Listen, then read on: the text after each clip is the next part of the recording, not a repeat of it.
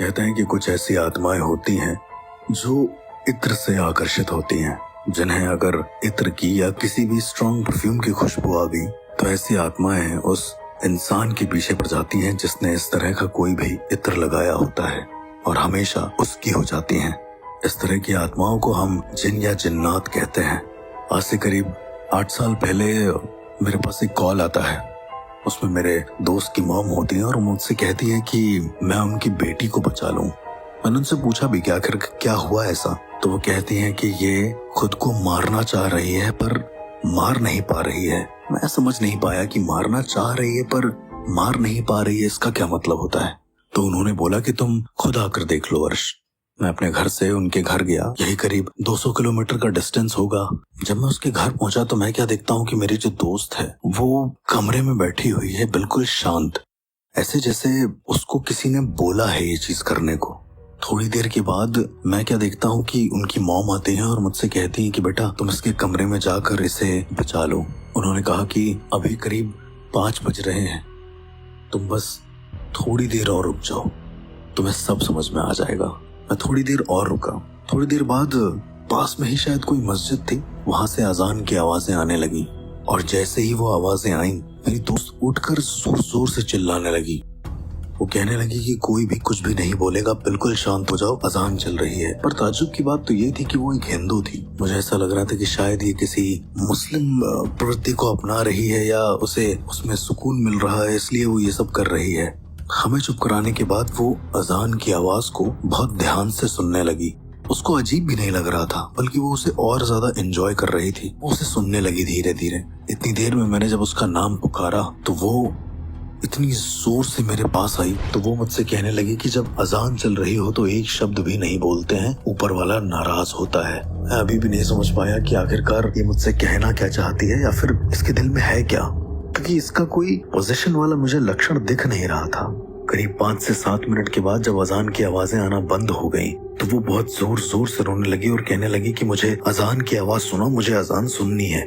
मैंने उनकी मॉम से पूछा कि आखिर ये सब हो क्या रहा है, तो उनकी मॉम कहती है कि बेटा जब ये आवाज आती है अजान की तो उसके करीबन 10 मिनट पहले से ये बिल्कुल शांत हो जाती है, ऐसे जैसे कोई इसको शांत होने को बोल रहा है, जबकि ये इसके नेचर के बिल्कुल खिलाफ है। और जैसे ही अजान खत्म होती है ये जोर जोर से रोने लगती है और बोलती है कि अजान को शुरू करो। ये केस मेरे लिए और ज्यादा पेचीदा तब हो गया जब रात हुई। मैं उस रात वहाँ पर रुका।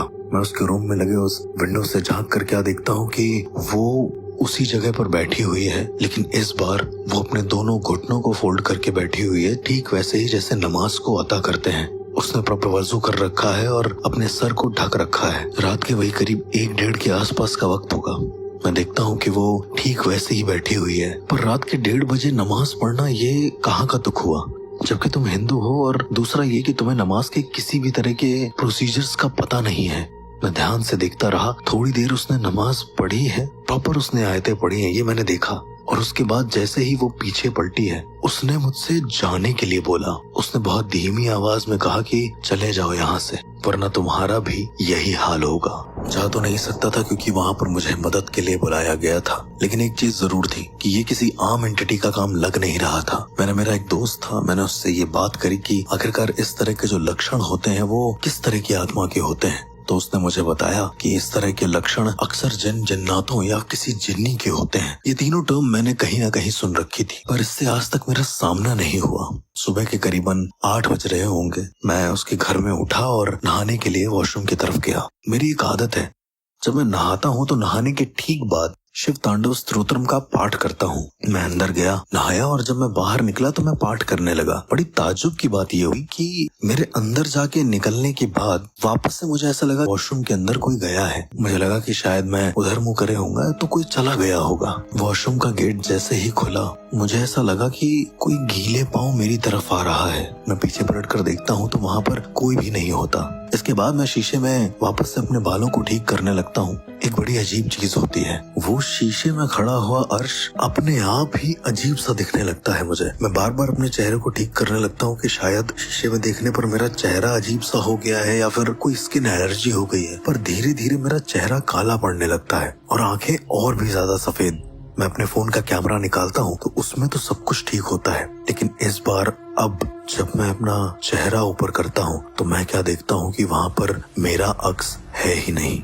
हम अक्सर कभी कभी मूवीज में देखते हैं कि आप सामने शीशे के पास खड़े हैं और अचानक से वो अक्स मूव कर जाता है। ये पहली बार मेरे साथ ऐसा हुआ था कि मुझे मेरा ही अक्स नहीं दिख रहा था। मुझे ये लगने लगा कि कहीं मैं ऐसी जगह तो नहीं आ गया हूँ जहाँ मुझे नहीं आना चाहिए था। इतनी देर में मुझे पीछे से मेरे नाम से कोई बुलाता है, पर सबसे अजीब बात यह होती है कि मेरे नाम से कोई जानी पहचानी आवाज होती है। मैं जैसे ही पीछे पलटता हूँ, मैं क्या देखता हूँ कि एक पूरा का पूरा गीला फिगर जो शायद किसी पानी में से होकर आया है, वो पीछे मुंह करके खड़ा हुआ है और उसने सेम मेरी तरह कपड़े पहने हैं। उसके कंधे पे हाथ रखता हूँ और वो इंसान जैसे ही पलटता है, मैं क्या देखता हूँ कि वो मैं ही हूँ। मेरे पैरों तले जमीन खिसक जाती है और मैं बार बार ये सोचने लगता हूँ कि मैं जो ये देख रहा हूँ वो कोई सपना है या हकीकत। मेरे सामने खड़ा शख्स जो बिल्कुल मेरी तरह दिख रहा होता है, वो बिल्कुल शांत होता है और सिर्फ अपनी भावों को ऊपर उठाकर बोलता है, सुरह जिन्न, सुरह जिन्न, सुरह जिन्न। मैं जब इस चीज को रिकॉल करता हूँ कि आखिर ये सुरह जिन्न क्या होता है, तो मुझे समझ में आता है कि एक बार मेरे दोस्त ने बताया था कि जिन्नों को बुलाने के लिए एक अमल होता है। एक अमल यानी कि एक ऐसा मंत्र जिसको वो लोग अपने तरीके से पढ़ते हैं, उसे हम सुरह जिन बोलते हैं। और सुरह जिन की तिलावत यानी कि सुरह जिन का पाठ करने से जिन तुम्हारे सामने प्रकट हो जाते हैं, यानी कि आ जाते हैं। अब ये मेरे लिए और भी ज्यादा भयानक हो गया था क्योंकि वो मेरे कंधे पर हाथ रख के कह रहा था कि सुरह जिन, जरा सोचिए आप ही की तरह का कोई एक ऐसा इंसान जो शीशे में से निकल कर आपके सामने आ गया हो और आपसे बार बार सुरह जिन करने को बोल रहा हो। असली डर क्या होता है उस दिन मुझे पता चला। मुझे ऐसा लग रहा था कि मेरे हाथ पैर ठंडे पड़ चुके हैं। सबसे अजीब बात यह होती है कि जब आप किसी अदर एंटिटीज को फेस करते हैं तो कोई दिक्कत नहीं होती है, पर जब आप अपनी ही किसी ऐसी एंटिटी को फेस करते हैं जो आपके आयाम की ना हो। शायद लिसनर्स के और समझने के लिए मैं उनको बता दूं कि शीशे की दुनिया भी एक दुनिया होती है जहां पर हमारे ही समानांतर एक और दुनिया चल रही होती है, जहां पर एक और अर्श होता है, पर उसकी पावर्स, उसकी बोलचाल, हर एक चीज मुझसे अलग होगी।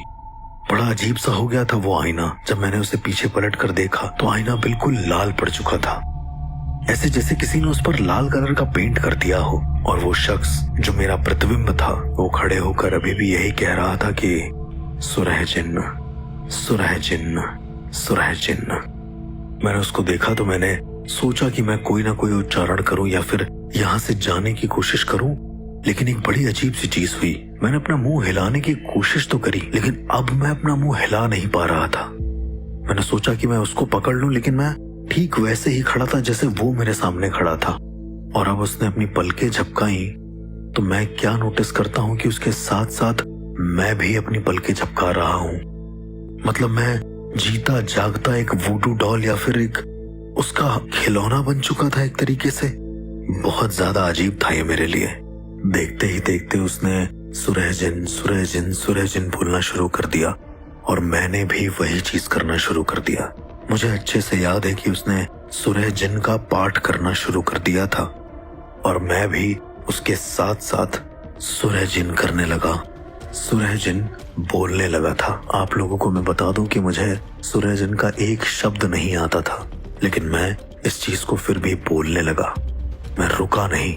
सुरह जिन खत्म होने ही वाली थी कि मैं अपने किसी भी चीजों को हाथ नहीं लगा पा रहा था, क्योंकि मेरा प्रतिबिंब भी मेरे सामने खड़ा था। यदि वो हिलता तो मैं हिलता, लेकिन वो मेरे सामने इस चीज को रिपीट कर रहा था, ऐसा जैसे उसने मुझे इस दुनिया में ट्रैप कर दिया हो, ऐसा जैसे वो मुझे इस दुनिया के लिए कंट्रोल कर रहा हो। और मैं पीछे मुड़कर देख तो नहीं पाया, लेकिन वो उस मिरर के अंदर चला गया। जैसे ही वो उस मिरर के अंदर जाता है, मेरी बॉडी एकदम से काम करने लगती है।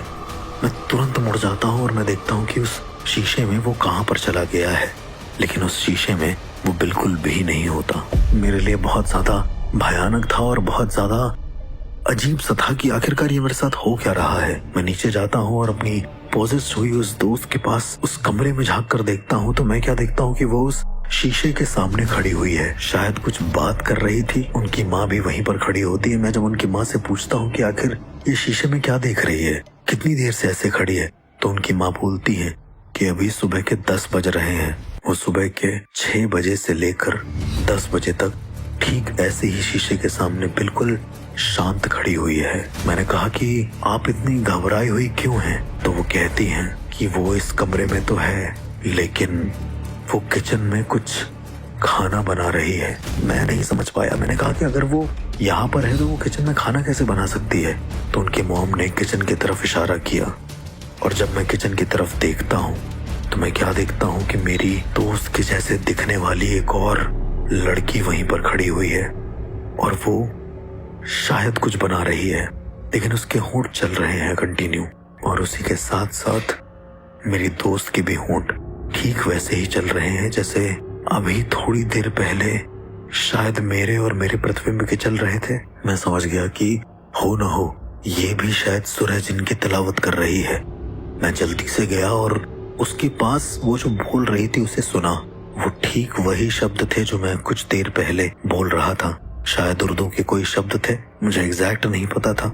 इस चीज को और ज्यादा पुख्ता करने के लिए मैंने अपने दोस्त को कॉल मिलाया और उसे ऑन द स्पॉट वही चीज सुनाया जो मेरे दोस्त का प्रतिबिंब बोल रहा था। मेरे दोस्त ने तुरंत मुझे कॉल पे रुकने के लिए बोला, और जैसे ही ये खत्म हुआ उसने कहा कि उसको जाने दो। मैं समझ नहीं पाया, तो मेरे दोस्त ने बोला कि जो वो कमरा है उसे खोल दो, और तुम्हारी जो दोस्त है उसके प्रतिबिंब को उसके कमरे में जाने दो। उसकी आयतें खत्म हुई तो मैंने अपनी दोस्त का कमरा धीरे से खोल दिया, और वो प्रतिबिंब चलते हुए मेरे दोस्त के कमरे के अंदर चला गया। जो मेरी दोस्त का प्रतिबिंब बोल रहा था, कॉल पे रहे मेरे उस दोस्त ने कहा कि इस रिकॉर्डिंग को उल्टा प्ले करो।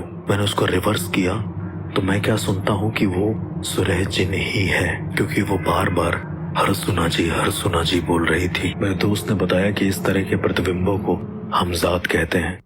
दरअसल हमजाद एक ऐसी ऊर्जा होती है, एक ऐसी एंटिटी होती है जो हमारा ही एक और नेगेटिव वर्जन होती है, और वो हमारे साथ ही रहती है।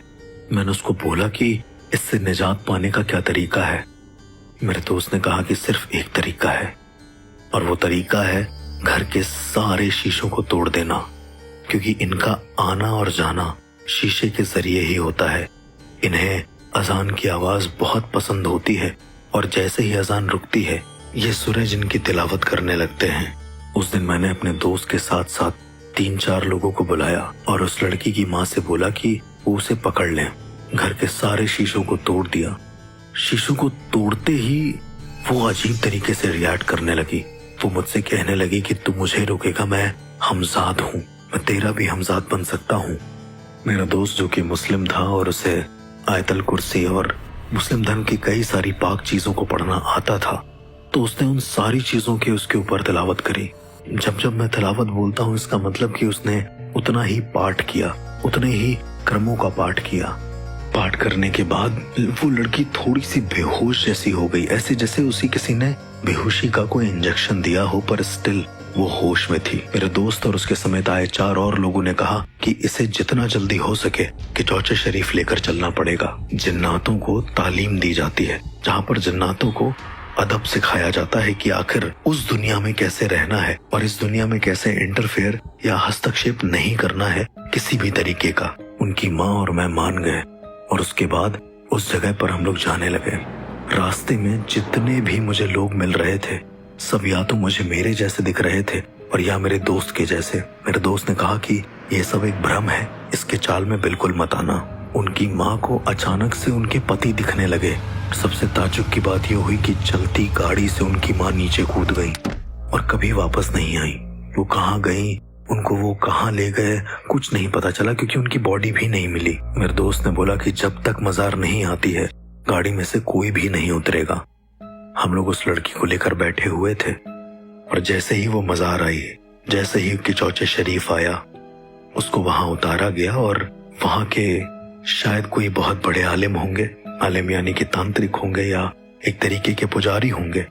उन्होंने इस लड़की के ऊपर कुछ फूंका, शायद से वो कोई पाक आयत रही होगी, और जैसे ही उन्होंने ये किया वो लड़की बहुत जोर से चिल्लाकर बेहोश हो गई। अगले दिन वो लड़की ठीक हो चुकी थी। मेरे साथ वो घर भी आने लगी, पर उन बाबा ने यह हिदायत दी कि हमजाद से रिलेटेड किसी भी तरह की बातें नहीं करोगे और इसके घर में कोई भी शीशा कभी भी नहीं लगाओगे। मैं इस बात से सहमत हो गया और जाते जाते उसे बताने लगा। वो मानो एकदम से ठीक हो गई हो, उसे कोई भी दिक्कत ना हुई हो। उसने मुझसे कहा कि वो घर जाते ही सबसे पहला काम करेगी कि अपनी माँ से बताएगी कि उसने कितनी मुश्किलें झेली हैं और क्या क्या किया है। मेरी आंखों में थोड़े से आंसू थे और मैं सोच रहा था कि उसे कैसे बताऊं कि उसकी माँ कभी वापस नहीं आएगी। जब हम घर पहुंचे हैं तो उसकी माँ का शव वहीं पर रखा हुआ था। सारी भीड़ जमा थी। उसकी माँ के शव को किसी ने अंदर से खोखला कर दिया था, ऐसा जैसे कोई खाली डिब्बा बज रहा हो, ऐसे जैसे कोई खोखला बॉक्स हो। वो बहुत जोर जोर से रोने लगी और बार बार ये चिल्लाने लगी कि उसकी वजह से उसकी माँ अब इस दुनिया में नहीं है। आज उसके घर में कोई भी शीशा तो नहीं है, लेकिन उसकी माँ की एक तस्वीर है जिसे वो हमेशा देखा करती है। कभी कभी कुछ पैरानॉर्मल केसेस ऐसे हो जाते हैं किसी इंसानों के साथ कि वो उन्हें जिंदगी भर का ट्रॉमा दे देते हैं, जिनसे शायद उबर पाना उनके लिए बिल्कुल भी संभव नहीं होता है, चाहे वो कितनी भी पूजा पाठ कर लें। इस तरह की ही और कहानियों को जानने के लिए सुनते रहिए the real ghost encounters with RJ अर्श।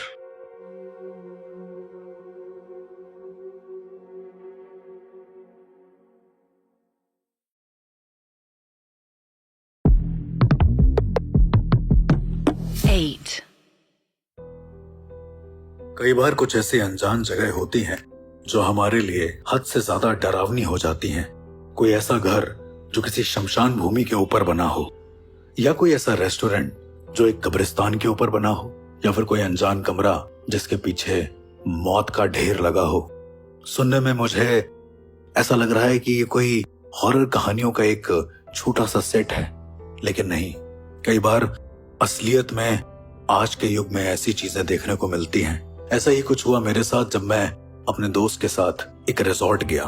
मेरा दोस्त एक इवेंट मैनेजर था और उसे एक अनजान शहर में जाना था, जो शायद उसके लिए भी अनजान था और मेरे लिए भी अनजान था। मैं उसका साथ देने के लिए उस शहर में तो चला गया, लेकिन जो रिजॉर्ट हमें मिला वो काफी अजीब था। पता नहीं क्यों उस रिजॉर्ट में अंदर घुसते हुए मेरा दिल कांप सा रहा था। ऐसा लग रहा था कि कुछ तो ऐसा है जो गलत है। उस रिजॉर्ट में रूम बुक करते हुए जब मेरे दोस्त ने आईडीज मांगी तो बड़ी ताजुब की बात ये हुई कि हम दोनों में से किसी के पास हमारी आईडी नहीं थी। फिर भी उस होटल वाले ने बोला कि आप लोग यहाँ पर रुक सकते हैं क्योंकि वैसे भी यहाँ पर कोई नहीं आता है। बड़ा अजीब सा रिजॉर्ट था वो। मुझे एग्जैक्टली उसका अब नाम भी ना याद हो। एक अजीब सी चीज नोटिस करी, वो ये थी कि वहां के जितने भी लोग थे उन सबके सर पर बाल नहीं थे, बिल्कुल ना के बराबर। ऐसा जैसे या तो उन्होंने ऐसा स्टाइल रखा हो या फिर वो खुद इस तरीके से रहना चाहते हो, या हो सकता है कि उनमें से किसी का जीन ऐसा ही हो। खैर, हम दोनों ने सेकंड फ्लोर पर एक कमरा लिया और रूम में एक बहुत ही अजीब सी हरकत होती थी। हम जब भी उस रूम में सोते थे एक कोई ना कोई कीड़ा उस रूम में रहता ही था। मुझे लगता है कि सुनने वाले ये सोच रहे होंगे कि एक कीड़े से आखिर ऐसा भी क्या डरावना हो जाएगा, लेकिन उस रात जो हुआ मैं कभी भूल नहीं पाऊंगा। मेरी नींद अचानक से खुलती है और मैं क्या देखता हूँ कि मेरा दोस्त उल्टा खड़ा हुआ है, ऐसे जैसे वो कुछ कर रहा हो। जब मैंने उसकी तरफ गौर से देखा तो मुझे दिखा कि मेरा दोस्त उसी एक कीड़े को बहुत गंदे तरीके से अपने मुंह में चबा रहा है। उसकी आंखें बार बार राइट टू लेफ्ट हिल रही थी और मैं उसको सिर्फ देखे जा रहा था। उसने अपना पूरा मुंह खोल दिया था, ऐसे जैसे उसके मुंह से अभी वॉमिट होने वाली हो। मैंने उसको 3 बार आवाज लगाकर पूछा कि आखिरकार तुम्हें हुआ क्या है। उसने कुछ नहीं बोला और करीबन 5 मिनट के बाद वो अचानक से उल्टा खड़ा हुआ सीधा जमीन पर गिर गया। बात ये नहीं थी कि उसने ये हरकत करी थी, बात ये थी कि उसे अगले दिन कुछ भी याद नहीं था। सबसे ज्यादा ताज्जुब की बात मेरे लिए सिर्फ यही थी। मैंने उसको पूछा तो वो बोलता है कि शायद वो नींद में चल रहा होगा, पर नींद में किसी कीड़े का उसका खा जाना ये तो पॉसिबल नहीं था, क्योंकि वो किसी भी तरीके के कीड़े से बहुत ज्यादा नफरत करता था। उनके आसपास भी होने से उसे एंजाइटी होने लगती थी। खैर, बातों ही बातों में एक दिन रात में मेरी नींद खुलती है और अचानक से मैं रूम के लास्ट कॉर्नर पर जाता हूँ जहाँ पर रूम नंबर होता है 207। मुझे ऐसा लग रहा था कि इस रूम में या तो किसी की मौत हुई है या फिर एक से ज्यादा लाशें हैं इस रूम के अंदर। पर थोड़ी देर में उस रूम से एक फैमिली बाहर निकलती है और हंसते खेलते वहां से चली जाती है। अब ये मेरे लिए बहुत अजीब हो गया था, क्योंकि मेरे गुरु की दी हुई शक्तियां शायद कभी विफल नहीं होती हैं, गलत तो बिल्कुल भी नहीं होती हैं। जितनी देर में मैंने ये सब नोटिस किया, अचानक से क्या हुआ कि मुझे जोर से किसी के चिल्लाने की आवाज आई। शायद नीचे के वर्कर थे जो चिल्ला रहे थे। वो चिल्लाकर कहते हैं कि पूरा परिवार खत्म हो गया। मैं जब ऊपर से झांक कर देखता हूँ तो मैं क्या देखता हूँ कि बिजली का एक खंभा मेरे सामने से जो अभी थोड़ी देर पहले गुजर कर गया था परिवार, उसके ऊपर गिर गया है और उनकी मौत हो गई है। बिजली की वजह से बहुत ज्यादा सीवियर बर्न हुआ है और अब शायद उनके बचने की कोई भी संभावनाएं दिख नहीं रही हैं। इतना ही नहीं, एक और भयानक चीज हुई। जैसे ही मैं अपने कमरे की ओर जाता हूँ, मैं क्या देखता हूँ कि मेरा दोस्त बिजली की नंगी तारों के ऊपर अपना कदम रखने जा रहा है और ये मेरे लिए बहुत ज्यादा भयानक था। अगले दिन मुझे लगा कि मैं इस जगह की हिस्ट्री जरूर पता करके रहूंगा, चाहे कुछ भी हो जाए। मैंने वहाँ के कई लोगों से पूछा। सबसे अजीब बात यह थी कि उस रिजॉर्ट में एक मस्जिद थी जहाँ पर कुछ लोग अपनी नमाज अता करते थे। वहाँ के कुछ लोगों से मेरे पूछने पर उन्होंने बताया कि ये रिजॉर्ट हॉन्टेड है और इसके पीछे एक कब्रिस्तान है। बात ये नहीं थी कि उसके पीछे एक कब्रिस्तान था, बात ये थी कि उन्होंने ये बोला कि जिस दिन वो नमाज अता नहीं करते हैं उस दिन सारे मुर्दे उठकर हमें जगाते हैं और हमें बोलते हैं कि नमाज अता करो। मेरा दिल बहुत ज्यादा दहल गया था इस बात को सुनकर। जिस दिन नमाज नहीं हुई थी उस दिन शायद एक परिवार की मौत हो गई थी, यही उन्होंने बताया। वो पूरी जगह शायद एक कब्रिस्तान के ऊपर बनी हुई थी, इसलिए वहाँ पर जबरदस्ती एक मस्जिद बनानी पड़ी। ऐसा कहते हैं कि जितने भी लोग मरे थे उनमें से मोस्टली मस्जिद के नमाज अता करता थे, जो हमेशा 5 वक्त की नमाज पढ़ा करते थे। उन्हें मरने के बाद भी अपने नमाज का हक अता करना था, इस वजह से वो हर बार अपनी कब्रों में से उठ कर आते थे और नमाज अता करते थे। एक और कहानी जो मैंने सुनी शायद मेरे सोच और समझ के परे थी। शायद किसी किसी जगह पर इस तरह की चीजें होना बहुत लाजमी होता है। ये पहला ऐसा केस था जहां पर मैंने किसी भी तरह की तहकीकात करना जरूरी नहीं समझा, क्योंकि कभी कभी कोई ऐसे इंसान भी होते हैं जो मरने के बाद भी अपने पूरे फर्जों को निभाते हैं। इस तरह की और घटनाओं के बारे में जानने के लिए सुनते रहिए the real ghost encounters with RJ अर्श।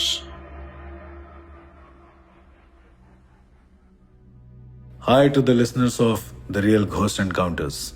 मेरा नाम है आरजे अर्श और जैसा कि आप मुझे जानते हैं कि मैं एक पैरानॉर्मल एक्सपर्ट हूँ। इन पैरानॉर्मल की दुनिया में कई सारी चीजें ऐसी होती हैं जो सोच और समझ के परे होती हैं।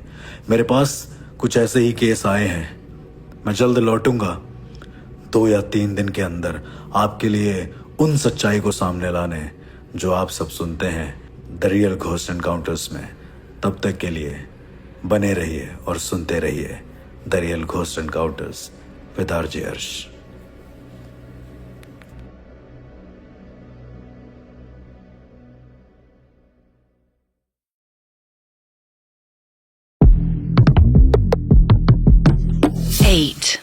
कहते हैं कि हर वो इंसान जो आपके घर में आ रहा हो जरूरी नहीं है कि वो भगवान का ही रूप हो। ये घटना लखनऊ के रहने वाले एक कपल प्राची और संयम की है। बीते कुछ दिनों में मैं थोड़ा बिजी था इन घटनाओं को लेकर, लेकिन एक बार फिर से आप लोगों के बीच आ गया हूँ। पैरानॉर्मल एक ऐसा सब्जेक्ट है जो शायद हर जगह मौजूद ना हो, जिसे देखने के लिए इंसान काफी जद्दोजहद करे तब उसे जाकर कहीं भूत प्रेत या इन सब से साक्षात्कार होता है। पर क्या होगा जब आपके घर में रहने वाला कोई शख्स या कोई ऐसा शख्स जो बाहर से आपके घर में रहने आया हो और वो कुछ ऐसी हरकत करे जिससे आपको ये यकीन हो जाए कि वो इंसान आम इंसान नहीं, कोई प्रेत है। प्राची और संयम एक बहुत अच्छे कपल हैं जिन्हें मैं काफी समय से जानता हूँ। उन्होंने अभी अभी नया घर शिफ्ट किया था। उन्होंने मुझे पूछा भी कि क्या वास्तु के हिसाब से ये घर सही है या नहीं। मैंने सारी चीजें देखी, मैंने हर एक चीज परखी। इवन जब वो लोग शिफ्ट कर रहे थे तो भी मैं उस घर में गया, सब कुछ ठीक था। वहां के कुल देवता, ग्रह देवता, ग्राम देवता, हर एक चीज बिल्कुल एकदम ठीक जैसे होनी चाहिए। थोड़े दिनों के बाद मेरे पास प्राची और संयम दोनों का कॉल आता है और वो मुझसे कहते हैं कि घर में कुछ अजीब अजीब सी घटनाएं हो रही हैं। मैंने पूछा भी कि आखिर ऐसा क्या हो रहा है, तो उन्होंने कहा कि घर में उन्हें पूरे घर में ऐसा लगता है कि जैसे किसी ने बहुत पुराना पेंट कर दिया हो और उसकी बदबू पूरे घर में हो। मुझे लगा कि ये सब नेचुरल होगा, पर उसके बाद प्राची ने मुझे बताया कि जब वो खाना बनाती है तो बाहर से एक काली बिल्ली उसे लगातार घूरती रहती है और उसने ये चीज एक दिन नोट करके देखा हो ऐसा पॉसिबल नहीं है। उसने कहा कि जब जब वो उस घर में खाना बनाती है तब तब वो बिल्ली सिर्फ उसे देखती है, उसके शरीर में कोई भी हरकत नहीं होती है और वो ऐसा मानो जैसे प्राची से कुछ कहना चाहती हो। पता नहीं क्यों मुझे अभी तक इसमें कुछ पैरानॉर्मल लग नहीं रहा था जब तक मुझे संयम ने एक बात नहीं बताई। संयम ने मुझे बताया कि वो जब भी ऑफिस के लिए निकलता है उसके घर के बाहर हमेशा कोई ना कोई पंछी मरा हुआ होता है। एक दो दिन की बात रही तो इंसान संभाल सकता है, पर क्या होगा यदि कोई ऐसे जानवर जिनको शायद आपने कभी पाला भी ना हो, वो आपके घर के बाहर रोजमर्रा की जिंदगी में मरे हुए दिखाई दे। मैं उसकी बात को पूरी तरीके से समझ सकता था, क्योंकि ऐसा होना सिर्फ प्रेतों के होने की निशानी होती है, जिसे मैं पूरी तरीके से जान पा रहा था। जब सारी बातें उसने बता दी तो मैंने उसको पूछा कि घर में कौन कौन है। तो उसने बताया कि एक काम वाली बाई रखी है, दादी है, और करीबन यही उम्र रही होगी 50-60 साल के आसपास की, और उनके साथ उनका बच्चा भी आता है कभी कभी। ये सारी बातें बताने के बाद मैंने उनसे कहा कि घर में विष्णु मंत्र का जाप करो, ताकि जितनी भी पॉजिटिव एनर्जी है वो तुम्हारे आसपास ही रहे। मेरे दोस्त ने यही किया। अभी बीते कुछ दिनों में मैंने उसे फोन किया। मैं जब भी उसे फोन करता, उसके फोन में वो दादी उठाती और बोलती कि वो अभी बिजी है, बाद में बात करेगा। पर जहां तक मैं अपने दोस्त को जानता हूं, वो ऐसा करता नहीं। मैं समझ नहीं पाया कि आखिरकार मेरी उससे बात हो क्यों नहीं पा रही है। इस बार जब मैं लखनऊ गया तो मैंने देखा उनके घर में ताला लगा हुआ है। मैंने कहा हो ना हो इनके घर में कोई तो ऐसी अनहोनी हुई है, क्योंकि मुझे उस पूरे घर में ऐसी अनहोनी के आसार लग रहे थे। मैंने बगल वाले पड़ोसियों से पूछा तो उन्होंने बताया कि ये लोग अपने घर शिफ्ट हो गए हैं। मैं अपने दोस्त के घर जाता हूँ और मेरा दोस्त बिल्कुल डरा सहमा सा एक कमरे में बैठा होता है। मैंने उसको पूछा कि क्या हुआ। वो मुझे बताता है कि जिस घर में वो था वो घर श्रापित था, पर पूजा करते समय तो ऐसा कुछ नहीं हुआ था। पूरी बात जब मैंने उससे पूछी तो उसने कहा कि घर के शिफ्ट करने के बाद उसे और उसकी वाइफ को घर में किसी के रोने की आवाज सुनाई देती थी, वो भी लगातार। अब ये थोड़ा चिंता का विषय था, क्योंकि ये बात मुझे प्राची और संयम दोनों में से किसी ने नहीं बताई। संयम ने मुझे बताया कि एक रात जब प्राची और संयम दोनों एक पार्टी से वापस आ रहे थे तो रास्ते में कुछ अजीब हुआ। रास्ते में उन्हें एक बूढ़ी दादी दिखी जिनके हाथ में कोई टिफिन था। शायद वो उन्हें देना चाह रही हूँ। इन लोगों ने गाड़ी तेज भगा ली, सोचा कि शायद कोई चोरों का ग्रुप रहा होगा। पर घर में आने के बाद जो हुआ वो बहुत ज्यादा भयानक था। संयम ने मुझे बताया कि वो अपने घर में वॉशरूम यूज करने के लिए जैसे ही गया, दरवाजा खोलते ही उसके पैरों तले जमीन खिसक गई। उसने देखा कि किसी छोटे बच्चे की खाल टंगी हुई है दीवार पर, ऐसे जैसे हम लोग आमतौर पर किसी मटन शॉप में एक बकरे की खाल को लटका हुआ देखते हैं। ठीक वैसे ही किसी बच्चे का शव वहां पर टंगा हुआ था, पर हड्डियां नहीं थी। पूरे वॉशरूम में सिर्फ खून, उसके अलावा कुछ भी नहीं। मेरा दोस्त डर के जैसे ही पीछे 2 कदम हटता है, उसे वो दादी टकराती हैं जो उनके घर में अक्सर काम करने आया करती हैं। दादी पूछती हैं कि क्या हुआ, तो वो कहता है कि ऐसा कुछ तो नहीं हुआ दादी, अंदर शायद मेरा वहम हो। दादी दरवाजा खोलती हैं तो अंदर सब कुछ शांत होता है, कुछ भी नहीं होता है। मेरे दोस्त संयम ने मुझे बताया कि ऐसे भ्रम उसे कई बार उस घर में हुए। एक दिन उन्होंने देखा कि दादी जो थी वो घूर कर मंदिर को देख रही हैं और लगातार कुछ न कुछ बड़बड़ाए जा रही हैं। प्राची के टोकने पर दादी ने कहा कि बस भगवान ने अच्छा नहीं किया, इस वजह से वो उनके साथ इस तरीके से बिहेव करती हैं। थोड़े दिन बीते होंगे, संयम मुझसे कहता है कि एक रात शायद ये और उसकी वाइफ दोनों आपस में इंटीमेट हो रहे होंगे अपने कमरे में। ये दोनों इंटीमेट होते होते क्या देखते हैं कि जो खिड़की है उससे एक बच्चा झांक रहा है। एक बच्चा यही करीब जिसकी उम्र रही होगी 2 से 3 साल, और उसके पीछे वो दादी खड़ी हुई हैं जो उनके घर में काम करने आया करती थी। ये लोग डर के जैसे ही उठते हैं, उस खिड़की के पास आते हैं तो देखते हैं कि दूर दूर तक वहां पर कोई नहीं होता। ये लोग इसे भी अपने मन का एक वहम समझ लेते हैं। कभी कभी वो दादी खाना बनाते बनाते अचानक से खाने को जला देती थी। ऐसा लगता था कि मानो उन्होंने जबरदस्ती उस खाने को गिरा दिया हो। मैंने अपने दोस्त से पूछा कि जब इतनी सारी अजीब सी हरकतें हो रही थी तब तुमने मुझे कॉल क्यों नहीं किया। उसने मुझे बताया कि वो जब भी मुझे कॉल करने जाता था कोई ना कोई ऐसा काम आ जाता था कि वो फोन उठा ही नहीं पाता। उसने आगे बताया कि कई बार तो उसने अपने घर में भी फोन करने की कोशिश करी, पर एक भी बार उसका फोन लगा नहीं। उसने बताया कि जब वो उस दादी के बारे में पता करने अगल बगल वाले घर में गया तो उसे एक बहुत हैरान कर देने वाली बात पता चली। मेरे दोस्त ने पड़ोस में रहने वाले लोगों से पूछा तो उन्होंने कहा कि वो दादी तो अकेले आती हैं, उसके साथ कोई बच्चा नहीं है। अब यहाँ पर सबसे ज्यादा चौंकाने वाली बात थी, क्योंकि इन लोगों ने तो बच्चे को प्रॉपर देखा है। दादी किसी न किसी से बात किया करती थी। इसके कुछ दिनों तक वो दादी उस घर में काम करने आई नहीं। करीबन 10 दिन के बाद वो वापस से उस घर में आती हैं। जिस दिन प्राची और संयम ये मन बना लेते हैं कि उन्हें घर छोड़ना है, ठीक उसी दिन वो दादी उस घर में आती हैं। मेरे दोस्त ने पूछा कि आखिर आप आ क्यों नहीं रही थी इतने दिन, और आपके साथ वो जो बच्चा आता है वो कहाँ है, और न जाने क्या क्या सवाल उसने पूछ डाले। उन दादी के चेहरे पर एक मंद सी मुस्कान थी और वो कह रही थी कि मैं कुछ नहीं बता पाऊंगी, चाहो तो मुझे यहाँ से निकाल दो। वो दादी जैसे ही जाने लगी, जाते जाते उस दादी ने एक घर की तरफ इशारा किया और उस घर की तरफ देखते देखते अपने हाथों को जोर जोर से अपने सर पर मारने लगी। मेरा दोस्त समझ नहीं पा रहा था कि आखिर वो कहना क्या चाह रही हैं। जिस घर की तरफ उस दादी ने इशारा किया था, वहां जाकर जब मेरे दोस्त ने पता किया तो उसने बताया कि वहां ये पता चला कि इस घर में, जिस घर में ये लोग शिफ्ट हुए नए नए, इस घर में एक पूरा परिवार रहता था। अचानक से वो पूरा परिवार दादी और उनके पोते को छोड़कर चला गया और उसके बाद पता नहीं किसी ने उस घर की वो जमीन भी खरीद ली। जैसे तैसे वो दादी अपने पोते के साथ उस घर के बाहर गुजारा करती थी, लेकिन एक दिन उसका पोता भी मर गया। किसी ने उसे आग तक नहीं दी। वो बेचारी दादी अपने पोते की आग के लिए तरसती रही, लेकिन किसी ने भी उसे पैसे नहीं दिए। अंत में तंग आकर उसने उसी घर के पीछे अपने पोते को गाड़ दिया और उसके बाद से वो अपने पोते के अंतिम संस्कार के लिए हर एक घर में जाकर काम करती है ताकि उसके पास कोई पैसे हो सके। उसका ये मानना है कि ये सारी चीजें होने के बाद जब उसके पास अच्छे पैसे हो जाएंगे तो वो एक बड़े से शमशान के अंदर अपने पोते का अंतिम संस्कार करवाएगी।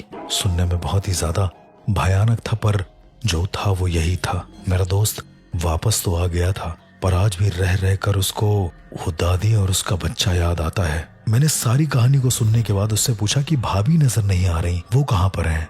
वो बहुत रोते हुए अपना फोन खोलता है और एक तस्वीर दिखाता है। उस तस्वीर में शायद जिस घर में वो लोग नए शिफ्ट हुए थे उसके पीछे का पोर्शन रहा होगा। उस तस्वीर में प्राची शायद उस बच्चे के डेड बॉडी जहाँ गाड़ी गई है उसके पास बैठी हुई थी और अब वो पूरी तरीके से पागल हो गई है, ऐसा जैसे वो उसी के परिवार का कोई हिस्सा हो। कहानी संयम के भी दिमाग से बाहर थी और मेरे भी। मैंने कई कोशिशें करी पर उसका कोई हल नहीं निकला। एक और कहानी इस पैरानॉर्मल के दायरे में आकर हमेशा के लिए खामोश हो गई। इस तरह की और कहानियों को जानने के लिए सुनते रहिए the real ghost encounters with RJ हर्ष।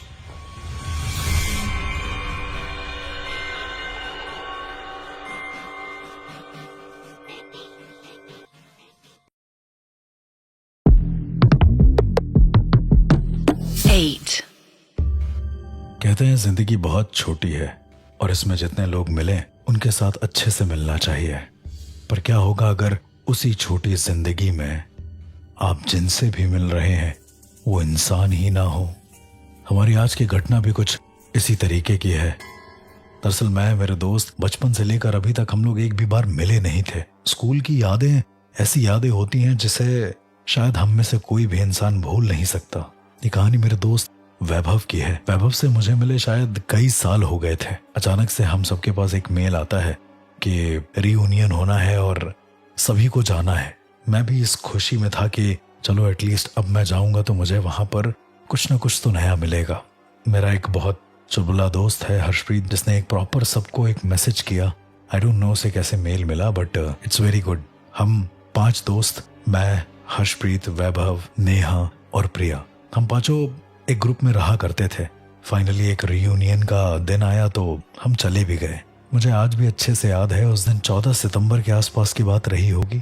हम सब एक साथ मिलते हैं एक ही बस स्टैंड पे और उसके बाद बस में बैठकर हम लोग एक रिजॉर्ट की तरफ जाते हैं। प्लान ये था कि सब एक साथ मिलकर एक रिजॉर्ट में जाएंगे और वहां पर पार्टी वगैरह करेंगे।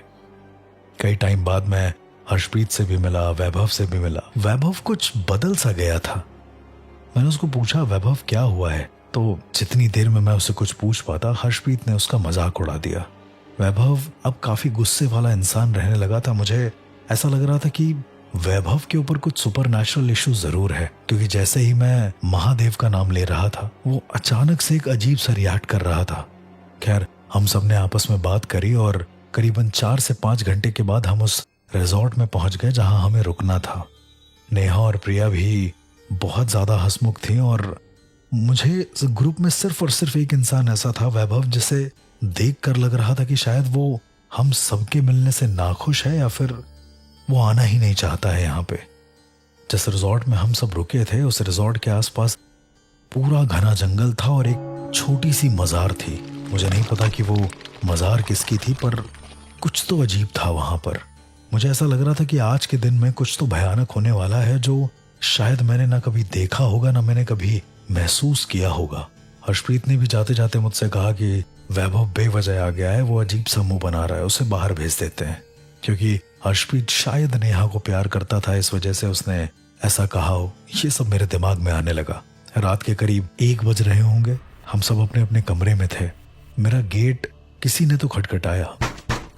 मैं जब गेट खोलता हूं तो वहां पर हर्षप्रीत होता है और मुझसे कहता है कि उसे कुछ बात करनी है। वो अंदर आता है, कई सारी बातें करता है मुझसे। पहली बार मैं हर्षप्रीत को इतना सीरियस देख रहा था। वो मुझसे कहता है कि वैभव शायद अब उससे दोस्ती नहीं रखना चाहता या कुछ ऐसा करके। करीबन 15 मिनट बात करने के बाद मैंने जब उससे कहा कि हर्षप्रीत टेंशन मत लो, सब कुछ ठीक हो जाएगा, मैं वैभव से बात कर लूंगा। जितनी देर में मैं उसे ये बोलता हर्षप्रीत ने सीधे जाकर नीचे खिड़की से छलांग लगा दी। मैं जैसे ही खिड़की से नीचे झांक कर देखता हूँ, मैं क्या देखता हूँ कि हर्षप्रीत का मरा हुआ शरीर नीचे पड़ा हुआ है, जो कि पूरा नीचे गिरने से खून में लथपथ हो गया है। उसका सर बुरी तरीके से फट गया है। मैं आपको सच बताऊं कि मेरे हाथ पैर ठंडे हो गए थे, क्योंकि मौत अक्सर दूर से देखने में सही लगती है, पर यदि कभी आसपास आपकी मौत होती है तो आपका पूरा नर्वस सिस्टम कुछ समय के लिए काम करना बंद कर देता है। ठीक वैसे ही मेरे साथ भी हुआ। मैं भागते हुए नीचे रिजॉर्ट में जाता हूँ जहां पर सबके कमरे थे, पर मैं क्या देखता हूँ कि सबके सब एक साथ ऑलरेडी हॉल में खड़े हुए हैं, पर उसमें हर्षप्रीत नहीं है। मैंने वैभव से पूछा कि हर्षप्रीत शायद उसने खिड़की से कूदकर अपनी जान दे दी। जितनी देर में मैं ये बोल पाता, वैभव ने कहा कि हर्षप्रीत ने फांसी लगा ली है। मैं बिल्कुल शॉक हो गया था, क्योंकि सिर्फ वैभव ही नहीं, नेहा ये कह रही थी कि उसने उसके कमरे में आकर जान दे दी है, शायद जहर खा के। और प्रिया का ये कहना था कि हर्षप्रीत उसके कमरे में आया और उसने दरवाजे पर पटक पटक के सर अपना वहीं अपनी जान दे दी। ये सबको हर्षप्रीत अलग अलग तरीके से मरता हुआ क्यों दिख रहा था? जितनी देर में मैं कुछ और सोचता, उस घर की पूरी लाइटें एक साथ ब्लिंक करने लगी। मैं बहुत कंट्रोल कर रहा था कि अपने पैरानॉर्मल चीजों को बिल्कुल भी यहाँ पर शो ना करूं, पर अब शायद वक्त आ गया था कि मैं अपने गुरु का ध्यान करके उनके द्वारा दी हुई रुद्राक्ष को निकालूं और इस मुसीबत से बाहर निकलूं। सभी लोग बहुत ज्यादा डरे हुए थे। जब मैंने रुद्राक्ष को लेकर अगम मंत्र का उच्चारण किया तो मुझे पता चला कि हर्षप्रीत की आत्मा यहीं कहीं है। मैं समझ नहीं पाया कि हर्षप्रीत एकदम से कैसे मर सकता है। मैंने सबको बोला कि उसके घर में किसी तरीके से फोन मिलाओ और उसकी माँ से पूछो कि आखिर बात क्या है। हम लोग जैसे ही फोन मिलाते हैं, उसकी माँ फोन पर यह बताती है कि हर्षप्रीत बहुत खुश था ये रीयूनियन को लेके। वो जब हम लोगों से मिलने आ रहा था तो उसने कई सारे गिफ्ट खरीदे, पर रास्ते में ही उसकी गाड़ी का एक्सीडेंट हो गया और वो मर गया। तब से हर्षप्रीत भी उनकी माँ को बार बार दिखता है और ये बहुत ज्यादा अजीब है। मैंने पूछा कि हर्षप्रीत का अंतिम संस्कार किसने किया था, तो उन्होंने एक बाबा के बारे में बताया जो बहुत अच्छे पंडित हुआ करते हैं। दरअसल ऐसे सिचुएशंस में जब अतृप्त आत्माएं आपके आसपास हों तो कई बार उन पंडितों का सहारा लेना पड़ता है जिन्होंने अंतिम संस्कार किया होता है। उन्हें ही वो विधि मंत्र पूरी तरीके से ज्ञात होता है। मुझे लगा हो ना हो इस गुत्थे का एक ही इलाज है, शायद वो बाबा। अगर उन तक हम किसी तरीके से पहुंच जाएं तो हर्षप्रीत की आत्मा को और ज्यादा मुक्ति मिल सकती है। हम सब ने वहां से बाहर निकलने का प्लान किया। जब हम वहां से बाहर निकल रहे थे तो हमें ये दिखा कि रिसेप्शन पर जो खड़ा है वो भी हर्षप्रीत ही है। बगल में जो स्वीपर है वो भी हर्षप्रीत ही है। वहां पर कुछ लोग आग जलाकर बैठे थे और हर एक इंसान की शक्ल हर्षप्रीत की शक्ल में तब्दील हो रही थी। मुझे ऐसा लग गया था कि इसकी आत्मा हमें शायद वहां तक पहुंचने ना दे। किसी तरीके से हम लोग आधे रास्ते पहुंचे तो हमने क्या देखा कि सामने हर्षप्रीत, जिसका सर पूरी तरीके से फटा हुआ है, वो हमारे सामने खड़ा होकर हमारे ही गिफ्ट्स को हमारी तरफ कर रहा है। मैंने सारे दोस्तों को बोला कि सब लोग अपनी आंखें बंद करें और बस मैं गाड़ी चलाता हूँ। मैंने शुद्ध मंत्रों का उच्चारण किया और लगातार गाड़ी को चलाता रहा। ऐसा लगा कि हर्षप्रीत भी शायद अभी मेरे बगल में आकर बैठ जाए, पर मुझे किसी तरीके से वो मंदिर पहुंचना ही था। मैं जब उस मंदिर पहुंचता हूं तो वहां पर एक बाबा मिलते हैं। वो बाबा हम चारों इंसानों को एक एक अभिमंत्रित कील देते हैं और कहते हैं कि अगले दिन हमें इसे उसी शमशान में गाड़ना होगा जहां पर हर्षप्रीत को जलाया गया था। हम चारों इस बात से एग्री हो जाते हैं और रात भर उसी मंदिर में उन बाबा के पास रुकते हैं। सब कुछ शांत होता है वहां पर। अगले दिन मेरे घर से मुझे कॉल आता है कि शायद मेरी जो माँ है वो बीमार है, तो मुझे घर जाना पड़ता है। लेकिन मेरी जो कील थी, पंडित जी ने बताया था कि वो कील वैभव वहां पर ले जाकर गाड़ सकता है। इसके करीब 1 हफ्ते बाद तक मेरे पास कोई भी कॉल या मैसेज नहीं आता है। मैं वैभव के घर में जब फोन करता हूँ तो उनकी माँ मुझसे कहती है कि वैभव पार्शियली कोमा में है। वैभव का शरीर पूरी तरीके से पैरालाइज हो गया है। वो सिर्फ बोल पा रहा है पर आधा अधूरा। मैं उसके घर जाता हूँ तो मैं क्या देखता हूँ कि वैभव की हालत बहुत खराब है। उस पर किसी ने मसानी विद्या का उपयोग किया हुआ है। पर ऐसे कैसे? वो तो पंडित जी के पास था ना, वो तो बिल्कुल सेफ था। उस रात जब मैं वैभव के पास रुका तो रात में मैंने उस पर आत्म आयाम की एक क्रिया करी, जिसके जरिए हमें पता चलता है कि इंसान अगर पैरालाइज भी है तो वो आखिर सोच क्या रहा है। आत्म आयाम की क्रिया करने पर मुझे ये ज्ञात हुआ कि जिस पंडित के पास ये लोग रुके थे, असल में वो पंडित एक तांत्रिक था। बहुत ज्यादा अजीब लगा मुझे ये जानकर, क्योंकि उनकी माँ ने तो इसी पंडित को सजेस्ट किया था। जब मैं और उस क्रिया के अंदर देखता हूँ तो मेरे ध्यान योग के जरिए मुझे ये पता चलता है कि जब ये तीनों लोग उस शमशान में कील गाड़ने जा रहे थे तो आखिरी कील वैभव ने गाड़ी थी, और आखिरी कील के साथ साथ वैभव को हर्षप्रीत की माँ और वो तांत्रिक एक साथ दिखे, जो कह रहे थे कि अगर सारी कीलें एक साथ गड़ जाएंगी तो हर्षप्रीत जिंदा हो जाएगा। इसके बाद मैंने हर्षप्रीत की माँ को कॉल किया, लेकिन उनका कोई भी जवाब नहीं, जिस बात की पुष्टि करने के लिए कि जिस शमशान में हर्षप्रीत को गाड़ा गया है, क्या सच में वहां पर कोई तांत्रिक क्रिया हो रही है या नहीं। मैं खुद उस शमशान गया और मैं क्या देखता हूँ कि हर्षप्रीत की माँ एक कलश में उसकी अस्थियां लेकर उसी पंडित यानी कि उस तांत्रिक के पास बैठी हुई हैं, और वो शायद अष्ट आत्मा आवाहन की क्रिया कर रहे हैं, जिसमें 8 निर्दोष लोगों की बलि देनी होती है। इस बात की मुझे पुष्टि तो हो गई, लेकिन मैंने उन्हें टोका नहीं। और उसके बाद मैंने अपने स्कूल के सारे दोस्तों को ये सतर्क कर दिया कि कोई भी इंसान उसकी माँ से ना मिले। वहाँ के स्थानीय लोग आज भी बताते हैं कि उनकी माँ अपने बेटे की अस्थियों को लिए उस तांत्रिक या पंडित से कुछ न कुछ बातें करा करती है। किसी को नहीं पता कि उसके अगले शिकार कौन होंगे। इस तरह की और कहानियों को जानने के लिए सुनते रहिए the real ghost encounters with RJ अर्श। मिलेंगे अगली कहानी में, तब तक के लिए डरना जरूर, क्योंकि वो होते हैं।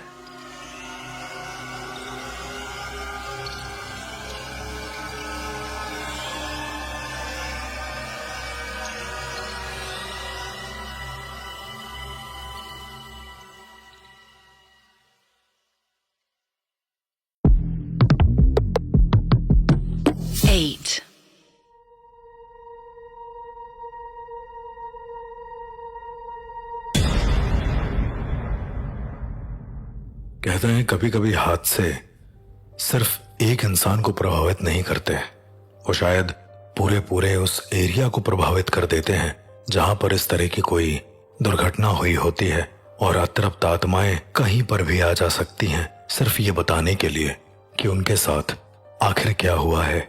आज मैं आपको जो कहानी बताने जा रहा हूं वो मेरी खुद की है। दरअसल पैरानॉर्मल एक्सपर्ट होने से भी पहले मैं एक वॉइस ओवर आर्टिस्ट और एक थिएटर आर्टिस्ट था। कई बार लोग हमें अलग अलग स्कूल से बुलाते थे और कहते थे कि हम वहां पर वर्कशॉप दें। मेरे पास एक कॉल आता है और करीब रायबरेली से 70 किलोमीटर दूर एक स्कूल है, वहां से मुझे एक्टिंग और वॉइस ओवर सिखाने के लिए एक ऑफर मिलता है। सबसे ताज्जुब की बात यह थी उस वक्त के उन स्कूल वालों ने बिल्कुल भी नेगोशिएट नहीं किया मुझसे। मैं जब उनके यहाँ पहुंचा तो देखा कि एक बहुत बड़ी सी बाउंड्री है, शायद वो उसी स्कूल की रही होगी, और उसके अंदर जाने पर स्कूल एकदम बीचों बीच में बना हुआ है। मुझे अंदर घुसने पर थोड़ा तो अजीब लग रहा था, क्योंकि उस वक्त मेरी दीक्षा चल रही थी। मैं चीजों को इतना ज्यादा जानता भी नहीं था, लेकिन समझना आता था। मेरे साथ गए मेरे एक असिस्टेंट ने मुझसे कहा कि सर यहाँ पर कुछ ठीक नहीं लग रहा है, ऐसा लग रहा है कि दम घुट रहा है। वो अचानक से मुझसे ये बात बोलने लगा तो मैंने उसको कई बार समझाया। मैंने कहा कि हो सकता है कि जब हम किसी नई जगह जाते हो तो ऐसा होता हो, इसमें कोई बड़ी बात नहीं है। आगे जाने पर हमारी मुलाकात उस स्कूल के प्रिंसिपल से होती है। उसके रूम में बैठने पर मुझे ऐसा लग रहा था कि हम तीनों के अलावा उस रूम में कोई और भी है। मैंने कई बार ये बात पूछने की कोशिश भी करी उन प्रिंसिपल से, लेकिन उन्होंने कहा कि यहाँ पर ऐसा कोई नहीं है, सिर्फ हम ही है। दरअसल उनका स्कूल एक वीराने में बना है, इस वजह से हमें ऐसा लग रहा है कि वहां पर कोई है। हमने पैसे की बात करी और पैसे को लेकर उन प्रिंसिपल ने बिल्कुल भी नेगोशिएशन नहीं किया। उन्होंने कहा कि आप जितना बोलेंगे आपको उतना पे आउट होगा। आमतौर पर जब हम किसी जगह पर काम की बात करने जाते हैं तो वहां पर नेगोशिएट होना लाजमी सी बात है, लेकिन पहली बार यहाँ पर मुंह मांगी रकम दे रहे थे वो लोग, और वो भी अपने सारे बच्चों को एक जनरल सी वर्कशॉप देने के लिए। वर्कशॉप केवल 7 दिन की थी, लेकिन मुझे ऐसा लग रहा था कि यहाँ पर कुछ तो गड़बड़ है। जब मैं और मेरा असिस्टेंट उस प्रिंसिपल के कमरे से उठकर जा रहे होते हैं तो हमारे कान में एक आवाज आती है,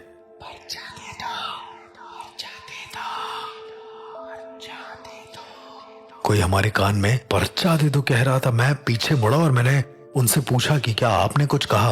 तो उन्होंने कहा मैंने कुछ नहीं कहा। वहां पर सब कुछ नॉर्मल था, इवन भगवान की तस्वीरें थी। इवन उनको देखकर लग रहा था कि वो भगवान को बहुत ज्यादा मानते हैं। तो ऐसी जगह पर किसी भूत प्रेत का साया होना, मुझे ऐसा लग नहीं रहा था कि ऐसा संभव भी है। अब चूंकि 7 दिन का वक्त था और हमें वहां पर रुकना भी था, तो हमें वहां के एक कर्मचारी ने कमरा दिखाया। हमारा कमरा काफी पीछे बना हुआ था स्कूल के। वहां से बाहर निकलते निकलते करीब 2 मिनट हो जाते थे, तब हम शायद स्कूल के बैक डोर पर पहुंचते थे। वो कमरा बड़ा ही अजीब था। वहां पर 2 बेड थे जो कि एक टूटी सी हालत में थे। एक तार जो कि बाहर से अंदर की ओर आता हुआ था, जिसमें एक बल्ब लगा हुआ था। पता नहीं वो भी काम कर रहा था या फिर नहीं। वॉशरूम के अंदर जाकर जब मैंने देखा तो मैंने देखा कि मग की जगह एक अजीब सी आकृति में एक केतली रखी हुई है, जिससे शायद इंसान अपना शौच आदि चीजें कर सकता है। मैंने उस कर्मचारी से पूछा कि यहाँ पर संसाधन इतने कम क्यों हैं? तो वो कहता है, क्या बताएं भैया, आप आ गए हैं, सब अच्छा ही होगा, आराम से रहिएगा इसमें। रात को 10 बजे के बाद बाहर मत निकलिएगा, हमारी विनती है आपसे। वो 10 बजे के बाद मना कर रहा था। मुझे लगा शायद जंगली जानवर होंगे, आसपास घूमते फिरते होंगे। मुझे इतना जानवर से डर लगता नहीं था। रात के करीबन 11:30 के आसपास का वक्त होगा। पहला दिन। मेरा असिस्टेंट उस बेड पर सो रहा था खाना वगैरह खा के, और मैं बाहर की ओर निकल गया। मुझे लगा कि थोड़ा सा तो यहाँ पर एक्सप्लोर करना ही चाहिए। जब मैं बाहर निकला तो देखा कि चारों तरफ बहुत ही अजीब सा सन्नाटा है। थोड़ी दूर नजर दौड़ाने पर मुझे पता चला कि स्कूल की बिल्डिंग है जहां पर लाइट्स वगैरह जल रही हैं। अंधेरे में वो सिर्फ स्कूल ही विजिबल था और कुछ भी नहीं। मैं वहां से आगे जाने लगा तो अचानक से मैं क्या देखता हूं कि उस स्कूल की छत पर करीबन 7वां माला होगा, वहां से कोई लड़की खड़ी है और नीचे की ओर झांक रही है। मुझे साफ दिख रहा था कि वो कोई अजीब सी ड्रेस में, अजीब सी पोशाक में एक बच्ची खड़ी हुई है जो वहां से कूदने की तैयारी कर रही है। जितनी देर में मैं कुछ समझ पाता, मैं भागकर उस लड़की की तरफ गया, लेकिन दूरी इतनी ज्यादा थी कि वो लड़की ने नीचे छलांग लगा दी और अचानक से वो गिर गई। जमीन पर गिरने के बाद मुझे लगा कि अब ये मर चुकी है। मैं अपना फोन जैसे ही निकालता हूं, मुझे अचानक से किसी के हड्डियों के खड़खड़ाने की आवाज आती है। मैं क्या देखता हूं कि वो लड़की जैसे गिरी थी वैसे ही वो धीरे से उठती है, अपने गले को सही करती है और स्कूल के बाहर की ओर भाग जाती है। मेरे पैरों तले जमीन खिसक गई थी, क्योंकि मैंने आज तक अपनी जिंदगी में ऐसा नजारा नहीं देखा था। मेरी दीक्षा जरूर चल रही थी, पर कभी इतनी खतरनाक चीजों से मेरा साक्षात्कार हुआ नहीं था। मैं जितनी देर में यह सोच पाता कि अचानक से मेरे पीछे कंधे पर किसी का हाथ आता है।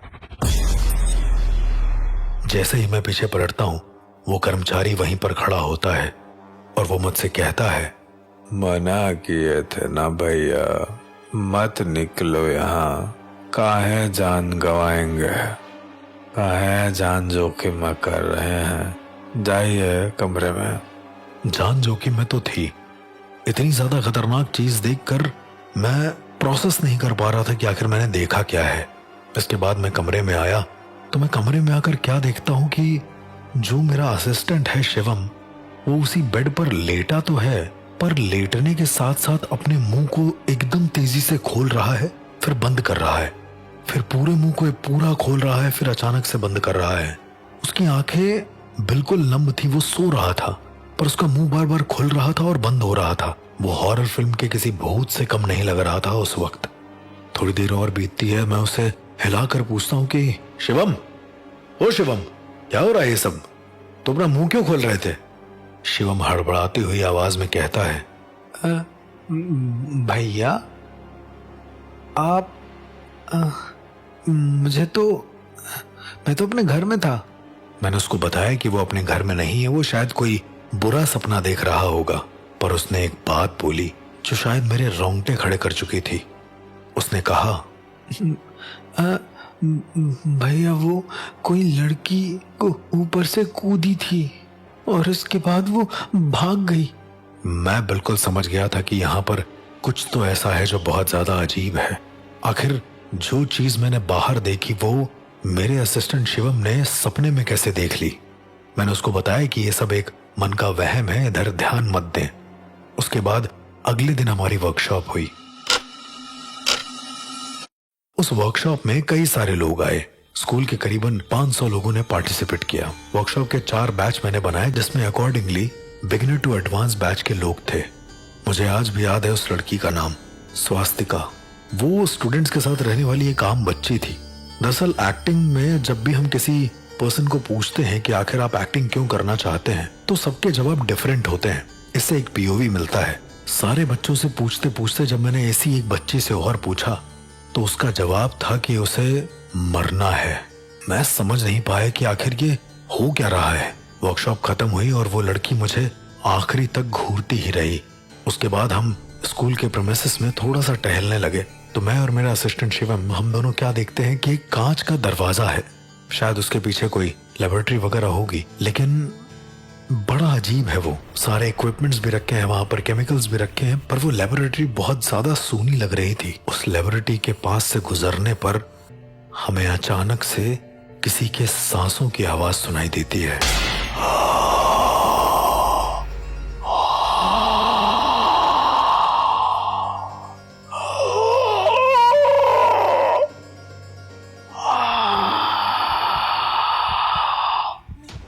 जैसे ही मैं पीछे पलटकर उस गेट की तरफ देखता हूं तो वहां पर ऑलरेडी किसी के सांसों के निशान होते हैं।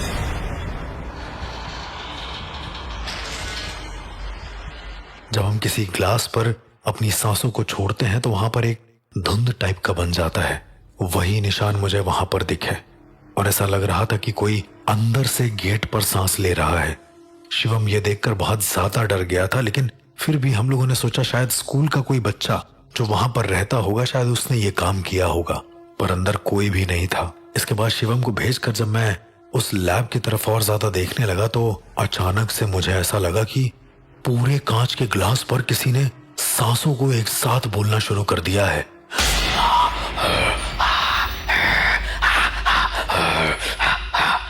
और सबसे ज्यादा अजीब तो ये लगा कि उस दरवाजे पर कोई जोर जोर से अपना हाथ पीट रहा था।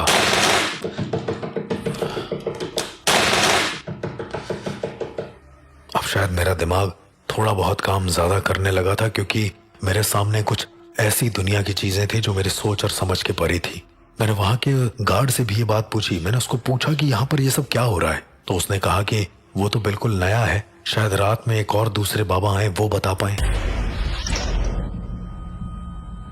दिन के चलते किसी जगह पर प्रेतात्माओं का संकेत होना ये बहुत ही ज्यादा भयंकर निशानियों में से एक है। मैंने आज तक कभी कोई ऐसा केस सुना नहीं था जिसमें दिन के समय भी भूत सामने आपको विजिबल हो सकते हैं।